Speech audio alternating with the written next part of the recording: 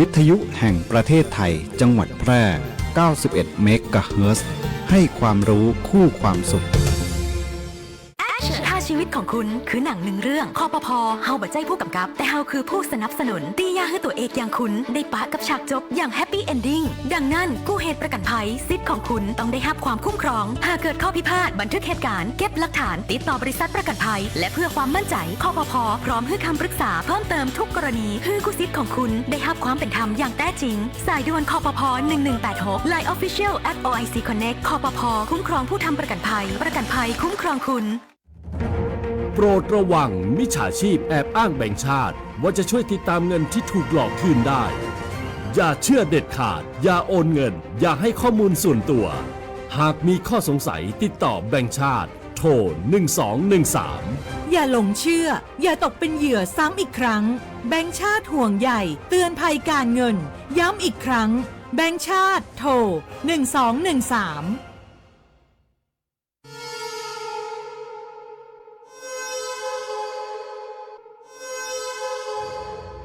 สายด่วน1669อบจ.แพร่สายด่วน1669อบจ.แพร่สายด่วน1669อบจ.แพร่โทรสายด่วน1669อบจ.แพร่จำให้ขึ้นใจนะคะเจ็บป่วยฉุกเฉินอุบัติเหตุรุนแรงในพื้นที่จังหวัดแพร่โทรสายด่วน1669ศูนย์รับแจ้งเหตุและสั่งการการแพทย์ฉุกเฉินอบจ.แพร่เราจะส่งต่อผู้ป่วยไปรักษาที่โรงพยาบาลที่อยู่ใกล้ที่สุดพร้อมให้บริการตลอด 24 ชั่วโมงฟรีไม่มีค่าใช้จ่ายใช้ระบบดิจิทัลระบุตำแหน่งอย่างแม่นยำและวิดีโอคอลประเมินอาการแนะนำ CPR ช่วยเหลือชีวิตผู้ป่วยในทันทีโทรฟรีแต่อย่าโทรเล่นเพราะมีผู้ป่วยจำนวนมากที่รอคอยความช่วยเหลืออยู่สายด่วน1669ศูนย์รับแจ้งเหตุและสั่งการการแพทย์ฉุกเฉินอบจ.แพร่ด้วยความปรารถนาดีจากองค์การบริหารส่วนจังหวัดแพร่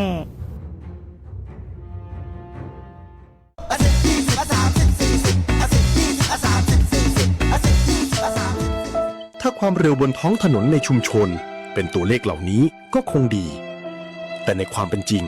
ยังมีผู้ขับขี่ใช้ความเร็วสูงและการขับรถเร็วเกินกฎหมายกำหนดยังเป็นสาเหตุหลักที่ทำให้เกิดอุบัติเหตุเดินทางถึงบ้านอย่างปลอดภัยขับขี่ด้วยความใส่ใจ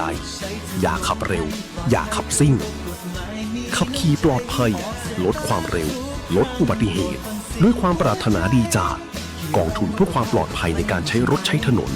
และสำนักงานขนส่งจังหวัดแพร่ปัจจุบันการเคลื่อนย้ายแรงงานระหว่างประเทศของไทยเริ่มเปลี่ยนแปลงโดยเฉพาะอย่างยิ่งการเคลื่อนย้ายแรงงานจากประเทศเพื่อนบ้านได้แก่เมียนมาลาวและเวียดนามโครงสร้างของประชากรที่เปลี่ยนแปลงไปสู่สังคมสูงอายุจึงมีความจำเป็นที่ต้องนำแรงงานต่างด้าวมาทดแทนกำลังแรงงานไทยที่ยังไม่เพียงพอในหลายกิจการสำนักงานจัดหางานจังหวัดแพร่เป็นหน่วยงานหลักที่ให้บริการจัดหางานแก่ประชาชนทุกกลุ่มเป้าหมาย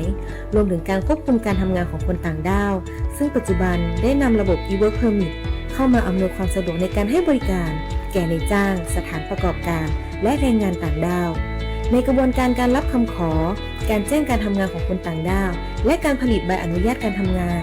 ทั้งนี้สามารถรับชมวิดีทัศน์การให้บริการผ่านระบบ e-work permit ได้ที่เพจ Facebook สำนักงานจัดหางานจังหวัดแพร่หรือสอบถามรายละเอียดเพิ่มเติมผ่านแอปพลิเคชัน Line Official S435DEAQA หมายเลขโทรศัพท์ 0545117721 หรือ 0545118807 และสายด่วนกรมการจัดหางาน 1506 กด 2 สำนักงานจัดหางานจังหวัดแพร่มุ่งให้นายจ้างและแรงงานต่างด้าวได้รับการคุ้มครองตามกฎหมายอย่างเป็นธรรม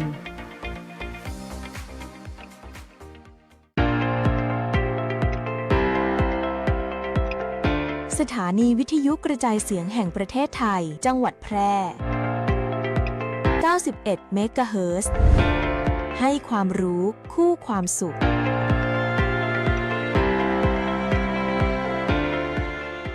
ที่นี่สถานีวิทยุกระจายเสียงแห่งประเทศไทยจังหวัดแพร่ส่งกระจายเสียงด้วยระบบ FM สเตอริโอมัลติเพล็กซ์ความถี่ 91 เมกะเฮิรตซ์ จากนี้ไปติดตามรับฟังรายการแพร่สารฝันพลังใจโดยเครือข่ายดีเจคนพิการ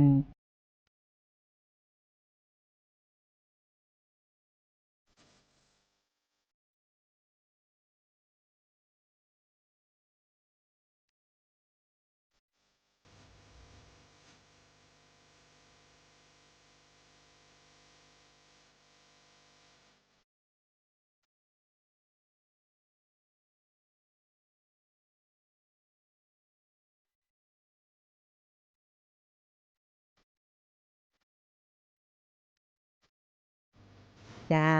สวัสดีเจ้า สวัสดีค่ะคุณ เจ้า ป้คุณน้อง สวัสดีเจ้า มาแล้วเจ้า สวัสดี คุณผู้ชมคุณผู้ฟังติเคารพฮักและคิดถึงทุกท่านนะเจ้า ยินดีต้อนรับคุณผู้ฟังเข้าสู่รายการแผ่สันฟันพลังใจนะเจ้า ทุกวันเสาร์กับวันอาทิตย์เวลาดี 15:10 นาทีถึง 16 นาฬิกานะเจ้ารายการแผ่สันฟันพลังใจออกอากาศได้2ช่องทางนะเจ้าคุณผู้ชมคุณผู้ฟังทางคลื่นวิทยุออนแอร์ออนไลน์คลื่น91 เมกะเฮิรตซ์วิทยุสวท8นะเจ้ามีพร้อมทั้งเฟซบุ๊กออนไลน์ตัวนะเจ้าคุณผู้ชมคุณผู้ฟังวันนี้เรามาพบปะกันตรงกับวันอาทิตย์ที่26กรกฎาคม2569นะเจ้าคุณผู้ชมคุณผู้ฟังตอนนี้รับชมรับฟังอยู่พื้นที่ไหนต่างใดพ่องเจ้าสามารถส่งข้อความทักทายเข้ามาได้นะเจ้าว่าตั้งบ้านคุณผู้ฟังคืนฟังฮับชัดเจนดีก็เจ้าคุณผู้ชมคุณผู้ฟังถ้าหากอยากฟังเพลงหยังชื่นชอบเพลงหยังก็แนะนำเข้ามาได้เลยนะเจ้า0545235516นะเจ้าโดยมีข้าเจ้าจำนงชัยพงษ์พิทักษ์มาอยู่เป็นเพื่อนคุณผู้ฟังนะเจ้าวันนี้มาพร้อมกับคุณมะยุรีเขียใจนะเจ้าสวัสดีเจ้าจ้าสวัสดีเจ้าวันนี้ข้าเจ้ามายุรีเครือใจนะเจ้าเนาะก็มาพบปะกับพ่อแม่พี่น้องวันนี้2 รอบแล้วนะเจ้าเนาะแต่เจ้าก็กูกับคุณพันธนันท์กันกานะเจ้าเนาะตอนนี้ก็มากูกับคุณป้าจำนงใจดีโอ้ใจดีสมจื่อแต่นี่นะสมนามสกุลแต่เลยนะเจ้านะเจ้าเจ้าสภาพดินฟ้าอากาศเป็นจะไดผ่องเนาะบ้านหันเนาะต่างนี้ก็คึมฟ้าคึมฝนนะเจ้าเนาะช่วงที่เจ้าขับรถมานี่นะเจ้าเนาะโอ้หลายที่หลายแห่งนะเจ้าเนาะวันนี้เปิ้นก็แห่เตียนกันนะเจ้าเนาะสำหรับวันผูกนี่ของเทศบาลเมืองแปะเปิ้นก็แห่ไปหลายจุดนะเจ้าเนาะจะเป็นวัดสวรรค์นิเวศวัดสระบ่อแก้วก็ดีนะเจ้าเนาะเปิ้นก็จะแห่แยกไปกันนะเจ้าเนาะสำหรับของป้าแมดวันนี้ก็เปิ้นก็แห่เข้าวัดสุพรรณนะเจ้าเนาะวัดสุพรรณซึ่งกำนันวีรชัยกุยคำเปิ้นก็นำลูกบ้านนะเจ้าเนาะว่าเปิ้นบอกว่าปีหนึ่งมันก็เป็นมีครั้งเดียวนะเจ้าเนาะบุญใหญ่บุญโตเจ้านี่นะเจ้าเนาะก็อย่าให้ชีวิตของเฮาสว่างไสวัยนะเจ้าเนาะได้ทำบุญกินตาลครั้งใหญ่ครั้งหลวงนะเจ้าเนาะแล้วก็การถวายเทียนนี่นะเจ้าเนาะเปิ้นก็บอกว่าเป็นแสงนำทางนะเจ้าเนาะเป็นแสงนำทางแห่งความสว่างไสวัยเจริญรุ่งเรืองนะเจ้าเนาะแล้วก็วันที่29นี่ก็จะมีเป่งปุดด้วยนะเจ้าเนาะเป่งปุดนะเจ้าเนาะถ้าหากว่าท่านใดจะตักบาตรเที่ยงคืนก็ไปได้นะเจ้าเนาะไกลวัดไหนก็ไปวัดนั่นถ้าอันวัดไหนเปิ้นจะทำนะเจ้าเนาะสำหรับวันนี้เจ้าก็จะมีข่าวของพัฒนาการสังคมและความมั่นคงของมนุษย์นะเจ้าแล้วก็ข่าวของอุบัติเหตุนะเจ้าเนาะอุบัติเหตุแล้วก็หอมหลายเรื่องนะเจ้าเนาะที่จะมาเล่ากับทุกท่านได้รับฟังกันนะเจ้าใช่แล้วเจ้ากินข้าวต้อนกันเสร็จแล้วเนาะเขาก็มาอยู่เป็นเปี้ยนกันนะเจ้าคุณผู้ชมคุณผู้ฟังวันนี้จำนงใจดีมะยุรีคนรอก็จัดรายการจะนำข่าวสารสาระน่ารู้มาฝากคุณผู้ชมคุณผู้ฟังไหน1 ชั่วโมงตรงนี้นะเจ้าคุณผู้ฟังเนาะก็ขอฝากคุณผู้ชมคุณผู้ฟังฝากกดไลค์กดแชร์ไว้ตัวนะเจ้าคุณผู้ฟังเนาะเจ้าช่วงแรกนี่เดี๋ยวเขาไปเบรกฟังเพลงกำนะเจ้าเนาะขอมาจากชุมชนเพชรรัตน์นะคุณปู่สุภกิจเจริญชัยนะฮะแฟนรายการประจำนะเจ้าเนาะแนะนำเพลงกันเข้ามาคิวยาวเลยเนาะคุณผู้ฟังเจ้ากำเดี๋ยวโปรดติดตามช่วงต่อไปนะเจ้าคุณผู้ฟังเจ้า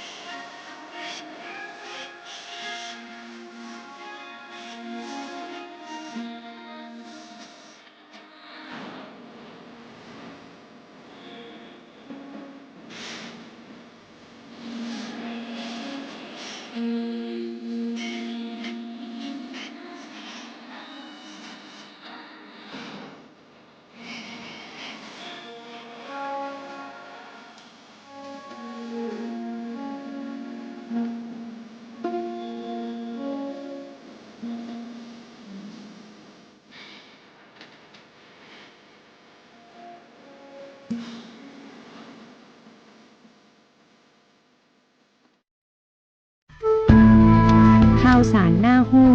อู้ม่วนจวนฟังในช่วงอู้ข่าวเล่าสู่กันฟังเจ้า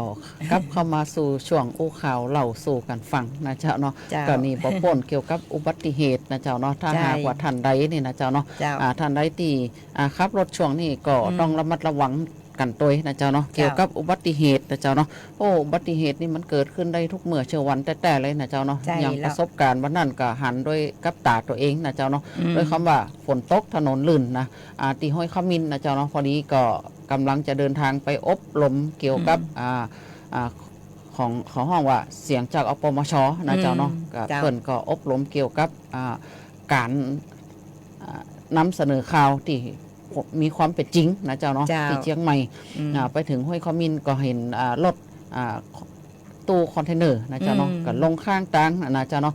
คงจะเป็นเพราะว่า1อาจจะเป็นฝนตกถนนลื่นนะเจ้าเนาะท่านก็ต้องขับรถด้วยความระมัดระวังนะเจ้าเนาะ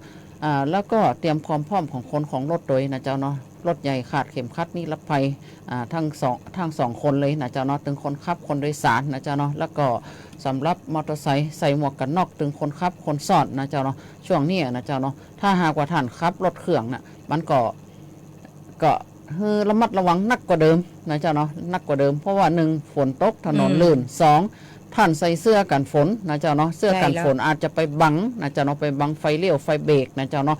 ท่านจะเลี้ยวซ้ายเลี้ยวขวาท่านใส่ไฟเลี้ยวจริงนะเจ้าเนาะแต่ว่าเสื้อกันฝนเนี่ยอาจจะไปบังนะเจ้าเนาะไปบังจะเนี่ยคือคนตัวหลังเข้ามาหรือว่าคนสวนทางเข้ามาเนี่ยบ่หันที่ว่าเฮาจะเลี้ยวนะเจ้าเนาะเพราะฉะนั้นท่านนะเจ้าเนาะท่านก็เขาห้องว่า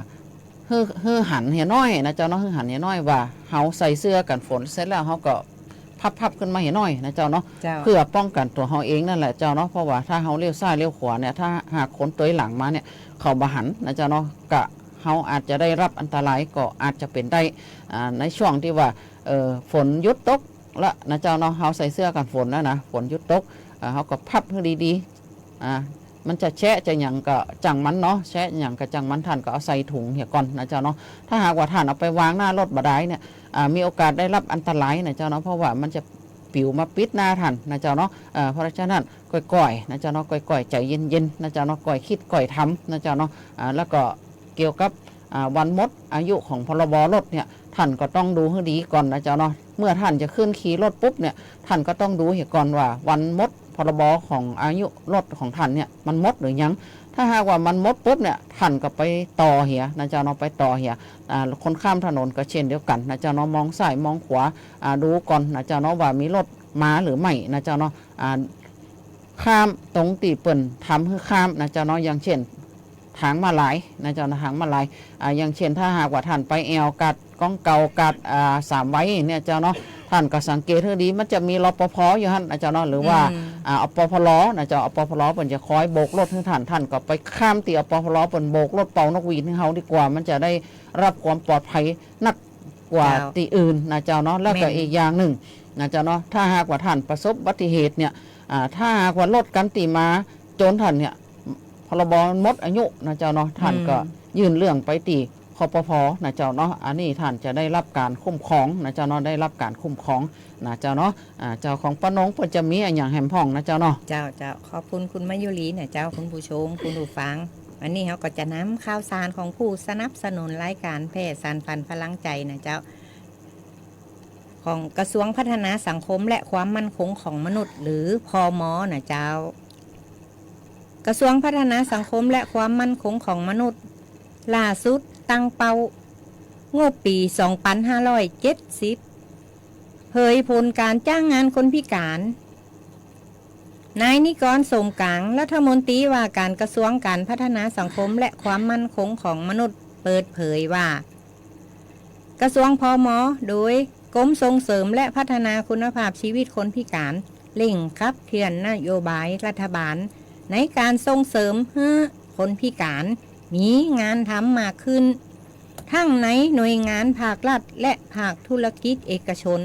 ด้วยการจ้างงานคนพิการตามที่กฎหมายกำหนดอีกทั้งสนับสนุนการดำเนินงานของกองทุนส่งเสริมการจ้างงานคนพิการให้มีงานทำมีรายได้เพียงพอสำหรับการดำรงชีพทั้งนี้จากสถิติผลการจ้างงานคนพิการในสถานประกอบการช่วงปี 2565 ถึง 2569 พบว่าสถานประกอบการส่วนใหญ่มีแนวโน้มเลือกวิธีการปฏิบัติตามกฎหมายโดยให้ความสำคัญไปที่การจ้างงานคนพิการตามมาตรา 33 เป็นอันลำดับแรกรองลงมาคือการส่งเสริมตามมาตรา 35 และเลือกวิธีการส่งเงินเข้ากองทุนตามมาตรา 34 เป็นลำดับสุดท้ายซึ่งอัตราการจ้างงานคนพิการในภาพรวมยังคงอยู่ในเกณฑ์ที่สูงอย่างสม่ำเสมอไปจนถึงระดับที่เกินกว่า100%สำหรับปี 2569 สถานประกอบการจ้างงานคนพิการคิดเป็น95.33% นะเจ้า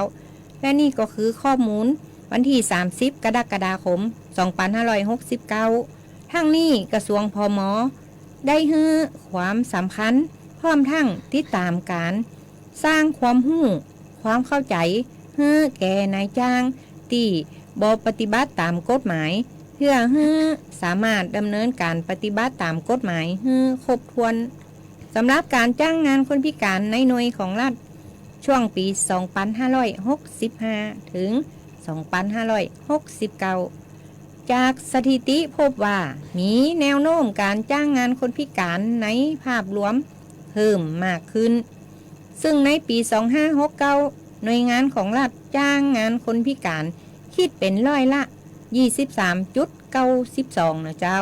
และนี่ก็คือข้อมูลวันที่ 3 กรกฎาคม 2569 นายนิกรกล่าวเพิ่มเติมว่าสำหรับมาตรการสนับสนุนการจ้างงานคนพิการในสถานประกอบการนั่นกระทรวงพม.โดยกรมผก.ได้ให้โอกาสการเพิ่มพัฒนาทักษะและพัฒนาสมรรถนะทางด้านต่างๆเพื่อให้การพัฒนาคุณภาพชีวิตคนพิการและครอบครัวได้มีอาชีพมีรายได้และสามารถเลี้ยงดูตนเองและครอบครัว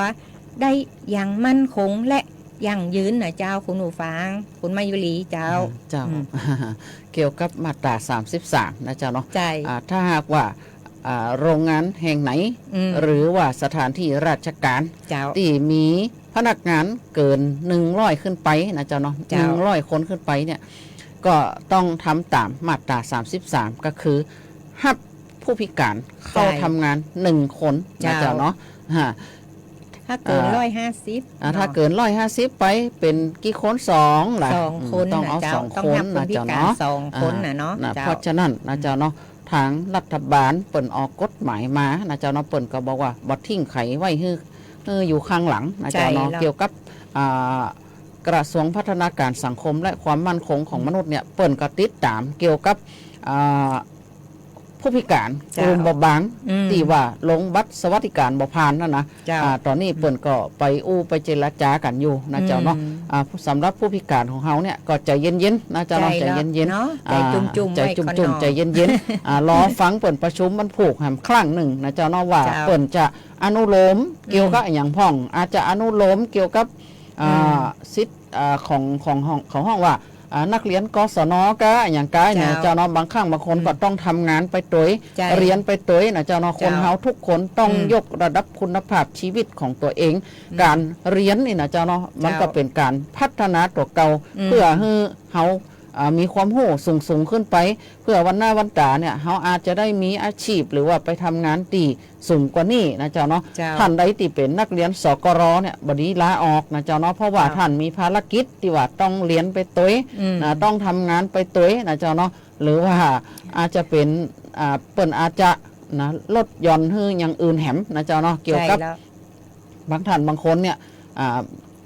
บัตรสวัสดิการแห่งรัฐบ่ผ่านเนี่ยก็อาจจะเกี่ยวกับรถมอเตอร์ไซค์เกี่ยวกับรถใหญ่นะเจ้าเนาะรถใหญ่เนี่ยก็มีอยู่ช่วงหนึ่งนะเจ้าเนาะตีทางรัฐบาลยุคของไข่หัวนะจำมาได้นะเจ้าเนาะแต่ก็จำได้ว่าเป็นรถกันแหลกนี่นะรถกันแหลกของท่านนี่นะที่ว่ารถย่อนกาซื้อกาอย่างใจหัวนะเจ้าเนาะอันนี้ก็บางท่านบางคนก็ยืมนะเจ้าเนาะญาติพี่น้องก็ยืมจื่อไปซื้อนะยืมจื่อไปซื้อรถ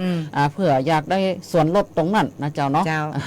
มันหลายปีผ่านมาแล้วจำรัฐบาลชุดนั้นมาได้แล้วมันเหมือนละนะเจ้าเนาะแล้วก็อีกอย่างหนึ่งก็บางท่านบางคนก็อาจจะไปเปิดบัญชีร่วมกับเขาห้องอย่างก็เกี่ยวกับทางกลุ่มหมู่บ้านหรือว่าชุมชนอย่างกับเกี่ยวกับกลุ่มน้ำพริกลาบอย่างประมาณนั้นนะเจ้าเนาะท่านก็บ่ต้องไปเดือดร้อนนะเจ้าเนาะเดี๋ยวทางรัฐบาลเปิ่นจะประกาศมาครั้งหนึ่งว่าเปิ่นจะอนุโลมส่วนไหนนะใจจุ่มๆถ้าไขตีพานแล้วก็ไปดำเนินการทางสมมติว่าท่านจะไปลดหย่อนการไฟฟ้าการน้ำประปาท่านเดินทางไปได้เลยนะเจ้าเนาะที่ทำการประปาส่วนภูมิภาคแล้วก็ที่การไฟฟ้าส่วนภูมิภาคนะเจ้าเนาะท่านไปลดหย่อนเกี่ยวกับขอใจบัตรส่วนลดได้นะเจ้าเนาะเงินสมมุติว่า300 400นะ300ที่รัฐบาลเปิดฮื้อมาเนี่ยนะเจ้าเนาะสำหรับหมู่เฮาคนจนแต้ๆนี่นะเจ้าเนาะคนจนแต้ๆเนี่ยก็มันก็มีกานะเจ้าเนาะ300 บาทเนี่ยบางครั้งบางทีเนี่ยโอ้ยนอนบางท่านบางคนก็หาทั้งวันก็บ่ใจได้นะเจ้าเนาะเพราะฉะนั้นก็ช่วยกันนะเจ้าเนาะช่วยกันนะเจ้าเนาะส่งเสียงให้รัฐบาลเปิดได้ฮู้ว่าหมู่เฮาเนี่ยนะต้องการอย่างใดเนี่ยจะใดนะเจ้าเนาะเดี๋ยวนี้องค์กรปกครองส่วนท้องถิ่นเปิ้นก็ลงพื้นที่หลายตีนะเจ้าเนาะหลายตีกำนันผู้ใหญ่บ้านเนี่ยเปิ้นก็ไปดูว่ารถสภาพดีกอหรือว่าสภาพบ่ดีบางครั้งบางคนเนี่ยรถอายุบ่ถึง20 ปีลุไปก็มีนะเจ้าเนาะยังมีจังหวัดทางอีสานนะเจ้าเนาะที่เปิ้นสู้รบกันทางภาคอีสานนะโดนสะเก็ดระเบิดแหลวไปหมดละนะเจ้าเนาะท่านก็ต้องไปแจ้งที่กรมการขนส่งทางบกนะเจ้าเนาะที่เขาห้องว่าที่เขาขนส่งนะเจ้าเนาะขนส่งท่านก็เอาเอกสารสำเนาไปเหียเอาภาพถ่ายไปเหียนะเจ้าเนาะบัตรประชาชนของท่านไปนะเจ้าเนาะท่านก็ไปแจ้งได้นะเจ้าเนาะแล้วก็ท่านก็บางท่านบางคนก็ว่าโอ้มันไกลนะเจ้ามันไกลท่านบ่ต้องเดือดร้อนนะเจ้าเนาะทางองค์กรปกครองส่วนท้องถิ่นหรือว่าทางอำเภอเนี่ยเปิ้นจะมีนโยบายไปหาท่านอยู่นะเจ้าเนาะไปหาท่านอยู่นะเจ้าเนาะเดี๋ยวรอทำสักระยะหนึ่งเนาะเจ้ารอสักระยะหนึ่งวันพุธเนี่ยเปิ้นจะประชุมกันละนะเจ้าเนาะรอฟังผลวันพุธแหมรอบหนึ่งนะเจ้าเนาะเจ้าช่วงนี้เดี๋ยวเขาไปเบรกฟังเพลงกันสักกำกันเนาะเจ้าวันนี้มิทักแฟนรายการของเฮาหน้าฮักมากๆนะเจ้าคุณผู้ฟังเจ้าคอเพลงกันมาแนะนำเข้ามาคิวยาวเลยนะเจ้ากำเดียวเฮาไปฮับฟังเพลงกันแล้วโปรดติดตามช่วงต่อไปนะเจ้า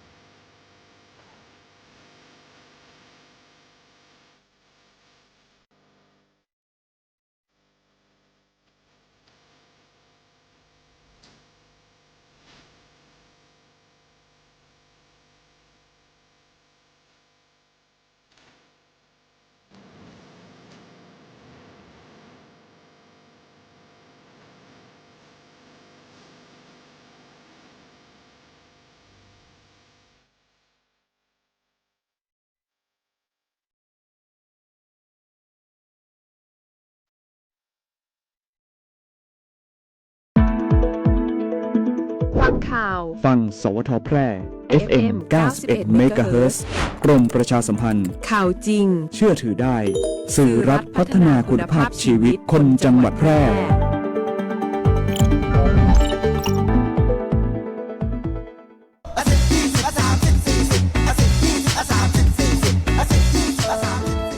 ถ้าความเร็วบนท้องถนนในชุมชนเป็นตัวเลขเหล่านี้ก็คงดี แต่ในความเป็นจริงยังมีผู้ขับขี่ใช้ความเร็วสูง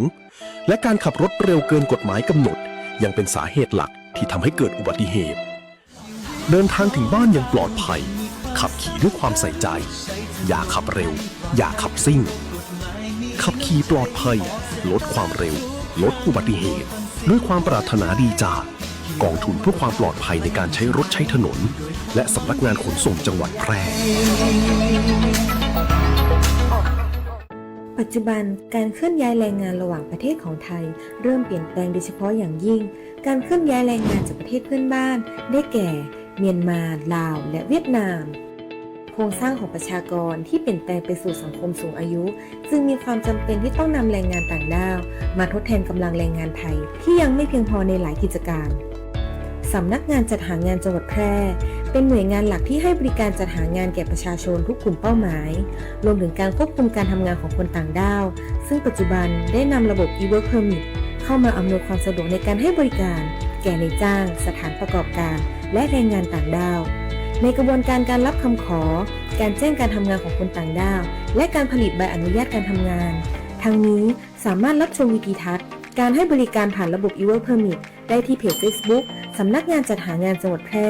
หรือสอบถามรายละเอียดเพิ่มเติมผ่านแอปพลิเคชัน LINE Official S435DEAQA หมายเลขโทรศัพท์ 0545117721 หรือ 0545118807 และสายด่วนกรมการจัดหางาน 1506 กด 2 สำนักงานจัดหางานจังหวัดแพร่มุ่งให้นายจ้างและแรงงานต่างด้าวได้รับการคุ้มครองตามกฎหมายอย่างเป็นธรรม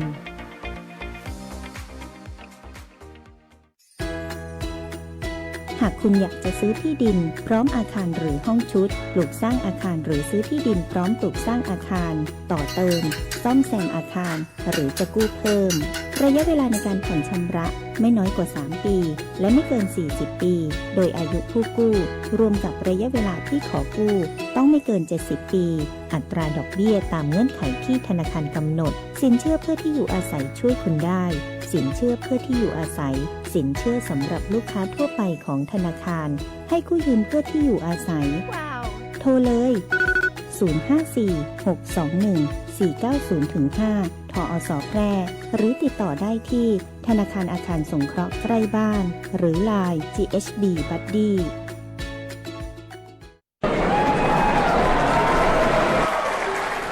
เฮ้ยลาบหมูดิบจานนี้เด็ดมากเลือดข้นๆเลยลองชิมดูหรอพี่แต่ช่วงนี้เขาเตือนเรื่องโรคไข้หูดับกันเยอะนะกินดิบๆแบบเนี้ยกลัวหูหนวกกลัวตายอะพี่ โธ่กินมาตั้งนานไม่เห็นเป็นไรดื่มเหล้าเข้าไปก็ฆ่าเชื้อแล้วหยุดความคิดนั้นครับมะนาวหรือเหล้าขาวไม่สามารถฆ่าเชื้อไข้หูดับได้เชื้อแบคทีเรีย Streptococcus suis ในหมูดิบเลือดดิบหรือแผลที่สัมผัสหมูสด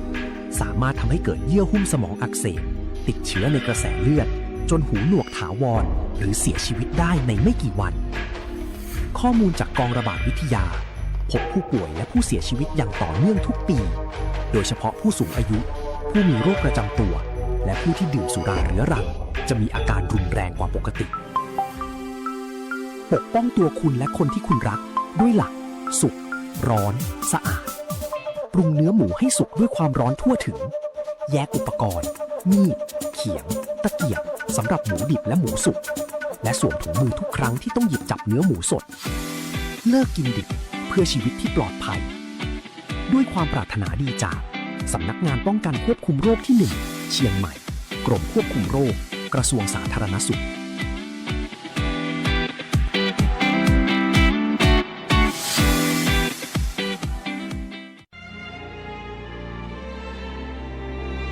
เป็นอะหยังจะได้มาแย่นาเศร้าๆกึดนักกะก็บอกให้กึดนักได้จะได้ก็เรื่องหนี้สินกวนใจหาตั้งออกก็บ่ได้เนี่ยอ้าว แล้วจะได้บ่ลองไปปรึกษากองทุนฟื้นฟูและพัฒนาเกษตรกรดูล่ะได้ขึ้นทะเบียนเป็นสมาชิกกองทุนไว้แล้วยังแน่สงสัยยังบ่ฮู้แน่ๆเลยก็ถ้าเป็นสมาชิกแล้วมีหนี้ในระบบเกี่ยวกับการเกษตรเขาสามารถยื่นขอขึ้นทะเบียนหนี้กับสำนักงานกองทุนฟื้นฟูและพัฒนาเกษตรกรสาขาแปรได้นะเขาจะให้คำปรึกษาหรือช่วยแก้ปัญหาหนี้สินของเกษตรกรตัวเนอร์ โอ้ยมีจะอีตัวกะแล้วถ้าเขาบ่มีหนี้บ่มีสินดุจะมีอันอย่างมาส่งเสริมสนับสนุนเกษตรกรพ่องมีเหมือนกันนะเขาก็ไปสมัครเข้าองค์กรหรือจัดตั้งกลุ่มใหม่ร่วมกันบ่น้อยกว่า50คนก็ได้แล้วก็ไปขอรายละเอียดยื่นเสนอแผนและโครงการเพื่อฟื้นฟูและพัฒนาอาชีพของเขาแต่แล้วเขาจะไปติดต่อตังใดอ๋อสำนักงานกองทุนฟื้นฟูและพัฒนาเกษตรกรสาขาแปรตั้งอยู่ตรงข้ามธนาคารออมสินสาขากาดน้ำทองตำบลนาจักอำเภอเมืองแปรจังหวัดแปรโทร054-534-381หรือ080-067-1185เกษตรกรที่ไปติดต่อบ่ได้เสียค่าใช้จ่ายใดๆทั้งสิ้นนะเจ้า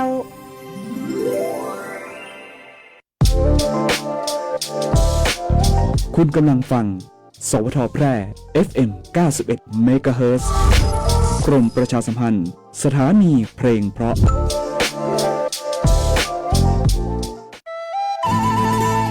อู้กันสบายๆได้ประเด็นในช่วงอู้ง่ายฝังมวลเจ้าเข้ามาสู่ช่วงอู้ง่ายฟังมวลจบไปแล้วเนาะคุณแม่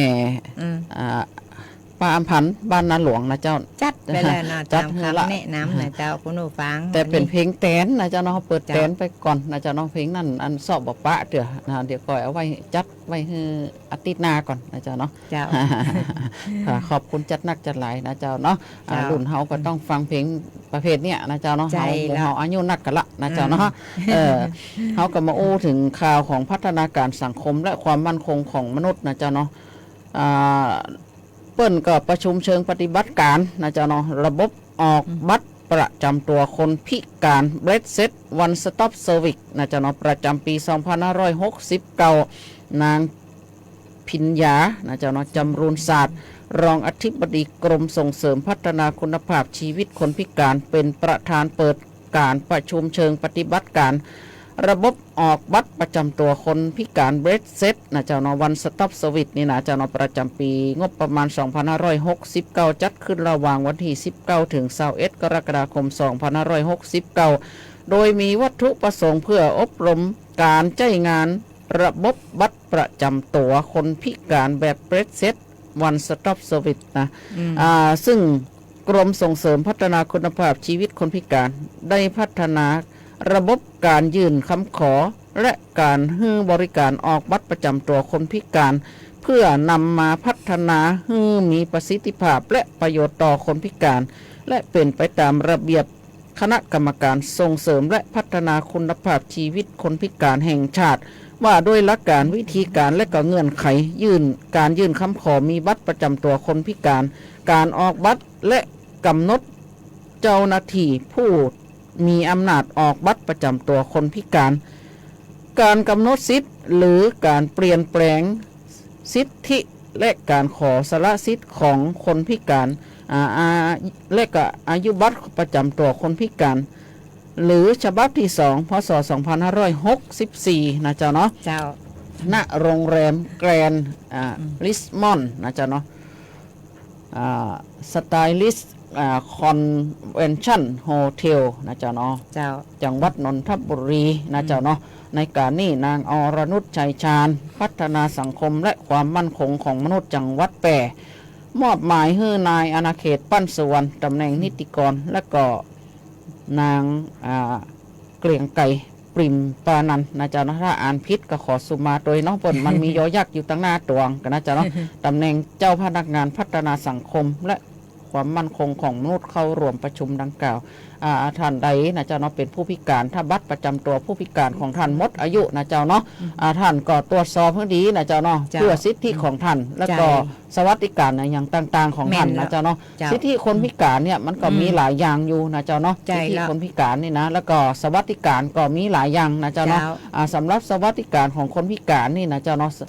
สวัสดิการของท่านเนี่ยก็คือ1ได้รับเบี้ยบัตรสวัสดิการแห่งที่ว่าของคนพิการนะเจ้าเนาะที่ทางรัฐจ่วยมานะเจ้าเนาะแล้วก็เกี่ยวกับสิทธิการเล่าเรียนนะเจ้าเนาะสิทธิการรักษานะเจ้าเนาะการรักษาสิทธิการรักษาพยาบาลของท่านเนี่ยถ้าหากว่าท่านบอกไปต่อเนี่ยนะเจ้าเนาะสิทธิของท่านก็อาจจะเปลี่ยนแปลงไปนะเจ้าเนาะก็ขอให้ท่านนะเจ้าเนาะพอมันน้อยนะเจ้าเนาะบางครั้งเขาก็ลืมนะเจ้าเนาะบางครั้งเขาก็ลืมบัตรคนพิการของท่านหมดอายุหรือยังนะเจ้าเนาะบางท่านบางคนก็สามารถไปขอรถโยกไม่เต้านะเจ้าเนาะแล้วก็บางครั้งบางคนก็ขอเตียงนะเจ้าเนาะขอเตียงนะเจ้าเนาะอุปกรณ์วีลแชร์อย่างเจอีนะเจ้าเนาะท่านก็สามารถขอได้แต่ท่านก็ต้องเข้าคิวหน่อยมันก็ต้องใจเย็นๆนะเจ้าเนาะใจเย็นๆเพราะว่าผู้พิการของเขามันก็มีนักนะเจ้าเนาะเขาก็ต่อคิวกันเป็นของธรรมดานะเจ้าเนาะเจ้าคุณผู้ฟังวันนี้เขาก็มีข่าวดีมาฝากผู้สูงอายุนะเจ้าผู้สูงอายุตั้งแต่60 ปีขึ้นไปนี่นะเจ้าในการรับสิทธิสวัสดิการของผู้สูงอายุและสิทธิประโยชน์ที่หลายๆคนยังบ่ฮู้นะเจ้าใจรับสิทธิ์กันรวม10สิทธิ์ก่อนนะเจ้าคุณผู้ฟังของปี2569นี่นะเจ้าเปิ้นฟรี10สิทธินะเจ้าคุณผู้ฟังมีอันยังพ้องเจ้า1วัคซีนไข้หวัดใหญ่ฟรีนะเจ้า2ตรวจสุขภาพประจำปีฟรี3ผ่าตัดต้อกระจกฟรี4ทำฟันปลอมฟรีนะเจ้า5ได้เบี้ยผู้สูงอายุ600 บาทถึง 1,000 บาททุกเดือนฟรีนะเจ้า6เงิน400 บาทรับย้อนหลัง4เดือนละ100สำหรับคนที่ว่ามีบัตรสวัสดิการนี่ฟรีนะเจ้า7ขึ้นรถเมล์รถไฟฟ้าฟรีลด 50% 8ขึ้นรถไฟจันทร์3ลด 50% ฟรี9เรียนมหาวิทยาลัยผู้สูงอายุฟรีนะเจ้า10เข้าพิพิธภัณฑ์อุทยานฟรี10อย่างเลยนะเจ้าคุณผู้ชมคุณผู้ฟังช่วยฝากบอกพ่อแม่ปู่ย่าตายายตัวนะเจ้าเพราะว่าเฮาจะได้บ่พลาดสิทธิ์ของตัวเองนะเจ้าเฮาไปใจรับสิทธิ์เนาะคุณผู้ฟังเจ้าอันนี้เป็นเกี่ยวกับผู้สูงอายุที่มีบัตรสวัสดิการล่ะเจ้าเนาะก็วันนั้นก็ไปลงทะเบียนกับโจรบ่ปอนะเจ้าเนาะพอจะไปลงทะเบียนผู้สูงอายุก็บ่ตันเพราะว่าเฮาบ่แก่เตี้ยนะเนี่ยจะได้ก็ได้นะเจ้าเนาะรัฐบาลก็บ่ฮู้เป็นคนตุกคนจนนะเนี่ยจะได้ก็ได้นะเจ้าเนาะเฮาเป็นคนรวยเนาะเฮาเป็นคนรออย่างเดียวนะเขาเป็นคนรออย่างเดียววันนี้ตรงกับวันอาทิตย์ที่26กรกฎาคม2569นะเจ้าวันพุธก็จะเป็นวันจันทร์หน่วยงานราชการ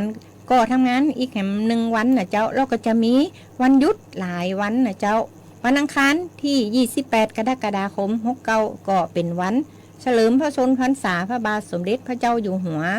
วันพุธที่29กรกฎาคมก็เป็นวันอาสาฬหบูชา